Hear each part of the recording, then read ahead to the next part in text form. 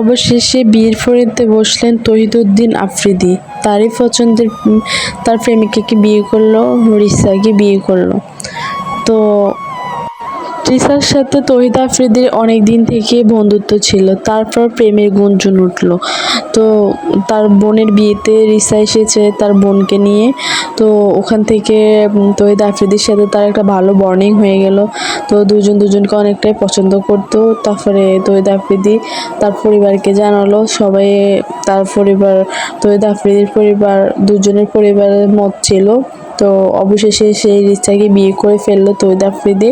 যে ছেলেটা সারাক্ষণ বিয়ে করব বলে আম্মুকে জ্বালায় পোড়ায় শেষ করে দিত, তার বোনকে জ্বালাতো যে আমি বিয়ে করব বাবা আমি বিয়ে করব, সবাইকে বলতো যে আমার আম্মুকে বলো আমি বিয়ে করব। সেই তহিদ আফ্রিদি এখন বিয়ে করে ফেললো। সে চুপি বিয়েটা সেরে ফেললো, কেউই জানতে পারলো না। তো তার বন্ধু আরএস ফাহিমও আসলো না, তার কোনো বন্ধুই আসলো না।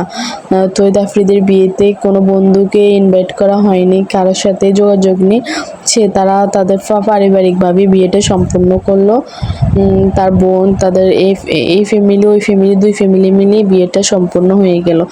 তো তহিদ আফ্রিদি অনেকটাই সোশ্যাল মিডিয়া থেকে সরে গেছে, কেননা অনেকটাই ঝামেলা হয়েছে সোশ্যাল মিডিয়াতে, তাদেরকে নিয়ে একটা ঝামেলার মতো সৃষ্টি হয়েছে।